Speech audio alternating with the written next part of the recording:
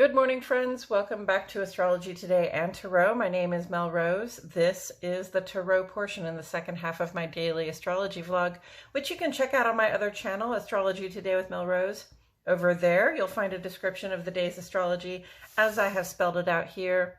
Here, I will discuss the tarot card that sits on the side of the page, and then I'll play another card that, in the context of the day's astrology, may just give us something more to think about. So, let's get into it. The card that currently sits on the side of the page is the Eight of Cups, and it is here for a reason. It's here because it corresponds in astrology with the first 10 days or the first decan of the sun's transit here in the land of Pisces. Pisces is a water sign. Cups and Tarot represent water element symbolism. Water element symbolism has to do with the way things feel to us, our emotions, our intuitions, the way our body feels to us. Often, we have an experience, and with that experience arises a sensation. There's an emotion that goes with the sensation. And there's also, there are questions that'll come up. There are certain things that we understand or know that arise with that experience. And so that's what we're talking about, is how things feel and what arises for us in terms of bodily sensations and intuitions that come up from those emotional feelings. So we come to the Eight of Cups, and we see here a person who is walking away, and you can see the moon up there has this sort of it almost looks like an eclipse, like the sun has been eclipsed by the moon, right? And then the moon is looking a little bit disappointed there, is what I'll say. It's sort of a sad look on its face, but you can't see the face of the person that's walking away. So we're going to infer from the face on the moon that this person feels somewhat disappointed. Notice the sort of muted dark colors of the sky and the landscape surrounding. Notice the sort of rocky landscape. And sort of this person appears to even be sort of walking across water on rocks, right? So sort of having to find our way in a direction that we hadn't intended to go. Because here we have the cups, and the cups represent sort of emotional investment. The joy we gave something, the good regard we gave something, the enthusiasm we poured into something, the love we poured into a situation, a person, place, or thing, a relationship. Any kind of circumstance, really. And what it says is really like, I gave a whole lot of personal investment to this situation, and now I'm not finding so much satisfaction from it, right? There's no reciprocity there. There's no give and take. I'm not getting back from it what I thought I would get back from it based on what I put into it.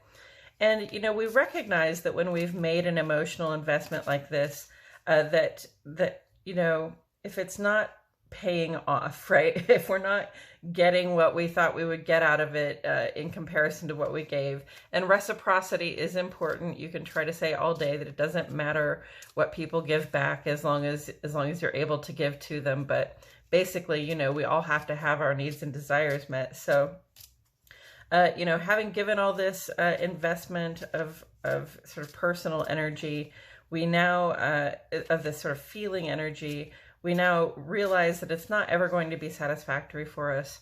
There's a loss we suffer because we gave to this situation and we can't get back what we gave. But thinking about it, we just decide it's time to move on. We're going to go ahead and cut that loss. We're going to feel it. We're going to mourn it. But really, it's just time to seek satisfaction in another way, in another place, with another circumstance, with another person, place, or thing, right? So we feel disappointment, we choose to walk away, we have abandoned something that we thought that we could give to. And so there is a mourning quality to this. There's it's valid to feel your disappointment and your loss, but it's also valid just to turn your back and be ready to go seek satisfaction elsewhere, because that it's not your emotional investment that is the problem. It's the situation that's not giving back. With that said, I'm going to turn this card over. Oh, Pridwin. Okay. So we're using the Arthurian Tarot deck, and this card corresponds in other tarot decks with the card for strength. And this points to a scene in the Arthurian tale. And the Arthurian tale, it's not just one book, it's a sort of series of legends about which different books and stories have been written over the years. So, in this case, the knights who are on the Grail quest, they go in search of something. I can't remember exactly what it is, but they have to really defy all odds and survive this potential for a shipwreck. There's a dragon in the water there, right? This is very much about sort of taming our own conflicted emotions, taming our inner beast, being able to sort of ride out a tough situation and come through it, with glowing colors, we'll say. So, strength, taming the inner beast. Okay, we see the water here, and the water is very tumultuous. We see the land here, again, very rocky, like in this picture. And what we see is, these people that are on this ship that looks like it could go down at any moment, right? Like the rocks are there, the water is pushing us around, and then there's this serpent, right, that comes up from underneath the water. Well, what does water represent in tarot? It represents our emotions and how things feel to us. And definitely, we all have some sort of demons, or we have some sort of beast within. There's a part of us that comes up that shows anger, it shows spite, it shows a willingness to be destructive, especially when our emotions are in turmoil, especially when there's something that's making us feel in danger or unsafe, okay? And often that's when anger and destructive impulses arises, when we don't feel safe.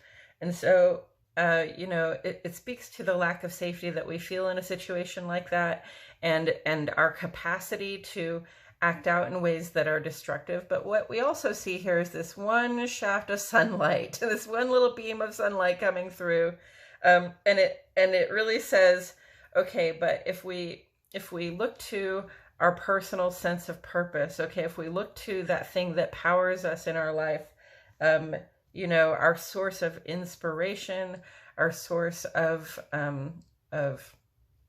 what do I want to say? Our sense of forward motion, what it is that we're trying to do in the world, the work we're trying to do in the world. If we keep that in mind, we can actually manage to tame this beast that comes from within, from underneath, that causes us to bring in a destructive influence. We can actually sort of surmount and surprise that beast, and sort of bring it under our control, right? We can calm the waters of our discontent. We can avoid being smashed on the rocks, the self-destruction that comes in when we get that destructive and disruptive quality about us, just by focusing on what it is that we are really trying to do in the world, really trying to achieve in the world. Because often when, our emotions are in disruption, and that destructive value comes up from out of our depths, that thing that we didn't expect and that we try to deny exists within us, but it actually exists within all of us, that beast within, right? When we focus on what we're trying to do in the world, we can find the calm, we can find the personal strength, the inner strength, to sort of beat that beast into submission, to avoid allowing it to destroy us and to destroy the things around us, okay? Because that destructive quality doesn't really have anything to do with the work we're trying to do in the world, okay? The work we're trying to do in the world is more about our productive capacity, what it is, that we want to make, that we want to create, what we idealize as being the best possible thing. And, the thing that comes up from underneath, the beast within, is generally basically the opposite of that. It sort of betrays our lack of confidence in our ability to get what it is that we're after, right? In our power to do so, in a way that doesn't cause destruction. So, yes, here we have Pridwin. That's the strength card. It's very much about taming the beast within. And where do we see this? You know, in this picture, it's a dragon, some sort of a serpent, right? Which is a common theme among those medieval tales. And in a regular tarot card, that's more like a lion. You'd see like a lady with a lion, and they're both wearing garlands, and they're sort of dealing with one another in a peaceful way, right? The woman has tamed the beast by you know, basically by befriending it, by understanding that it is part of her, by accepting it and embracing it, and coming to it with a calm emotional and mental attitude. So where do we see this on the page? The beast within, getting tamed, right? Well, you know, nothing really happening over here in Leo, which would be the beast that you see on the normal card. But in terms of, you know, using our strength to bring our sort of lesser angels under control,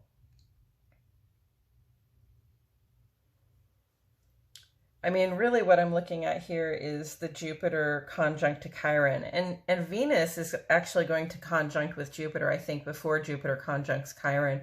These are all within 10 degrees of one another right now. So they are essentially Venus conjunct to Jupiter, and Jupiter essentially conjunct to Chiron. This is about what we like, love, and can't get enough of. This is about our desire to grow and expand and to have, do, and have bigger, better things in the world.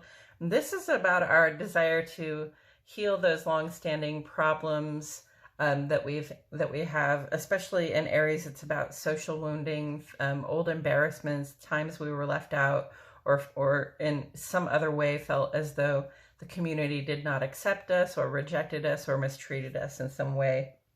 So, you know, when we face that sense of rejection, because especially when we're younger, we all find ways, we all can look back on ways where we felt excluded, or we felt, you know, outright rejected. We felt teased, made fun of, embarrassed in some large or small way, right? And those things leave an imprint on us in our younger life, that when we encounter things that remind us of it in our later life, that's something that's likely to bring out that beast. Especially Chiron in Aries is likely to bring out that sort of really assertive, angry, hard to repress impulse to take action, right? And actions that can be destructive and disruptive, and that can get in our way to make making the progress that we'd like to make. So I'm really seeing Chiron and Aries as the beast within here, and our you know, and our desire at this time also to tame that beast within comes from, you know, Chiron being in Aries, from Jupiter being conjunct to Chiron, because Jupiter is saying, you know, when we find solutions, when we seek ways, when we look for ways to grow our experience in our ability to be, do, and have what it is that we want in the world, when we seek ways to expand as people, you know, to travel more, to learn more, to have bigger experiences, to do bigger business, things like that, things that really put us in contact with more of the world. When we seek those things out, then we have the capacity, perhaps, we have the strength, perhaps, to face those old, those battles that we have with ourselves based on those old woundings, and perhaps even to heal them, to find some resolution. You know, simply through personal growth and expansion are we able to sort of face those old embarrassments, those old times when we were left out or we were made an example of in public, and to put them behind us, to sort of calm our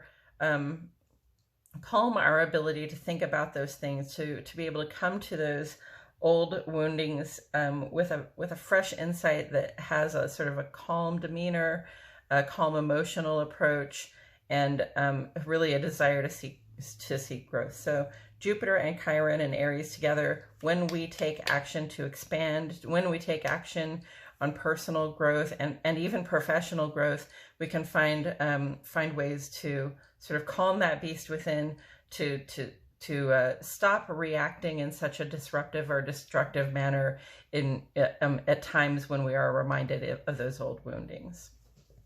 I hope that makes some kind of sense. And then putting it together with the Eight of Cups, I'm going to say, you know, one of the things about making an emotional investment that isn't reciprocated, that isn't, you know, that doesn't give back enough of what we were hoping it would be. You know, we thought this would be an ideal situation. We thought it would bring us a lot of emotional satisfaction. We stacked up all those cups. We made all that investment.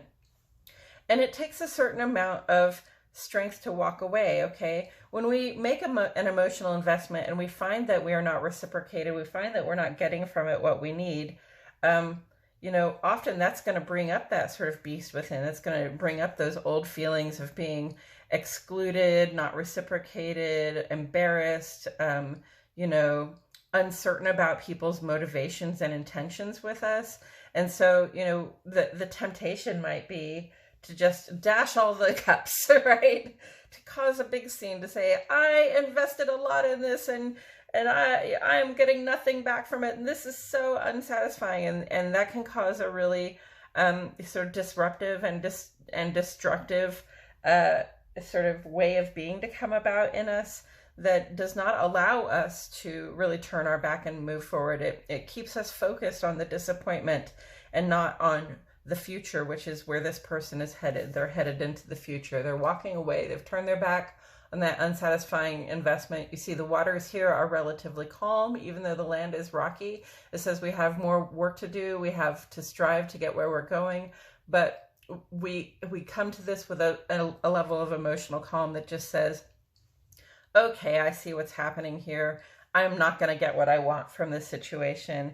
And I'm not going to sit here and beat my head against a rock trying to make it happen, nor am I going to sit here and beat my head against a rock trying to make somebody else see what they're not bringing to a situation. So it does take a certain amount of personal self-control, personal strength, a taming of that beast within to be able to just say, you know, sort of heave a heavy sigh, say, I've given a lot to this situation. I'm not getting what I need from it. And rather than cause a scene, rather than try to destroy anything, rather than try to wound anyone else or suffer any longer the wounds that I have felt, I'm just going to move on. Yeah. So personal strength, trying to seek that level of emotional calm when we realize that we're being, you know, that these old wounds are being activated, when we realize that we're feeling embarrassed again or put on the spot again or not reciprocated in the right way again. You know, we can just sort of shake our heads in a calm way and say, oh no, not this again. I'm not fighting that battle anymore. I'm just going to have a calm state of mind and move on from it. Okay, I think that's all I have to say about it today, friends. Thank you so much for joining me. I truly appreciate your presence here. My name is Mel Rose, and I'll see you all back here tomorrow for more Astrology Today and Tarot.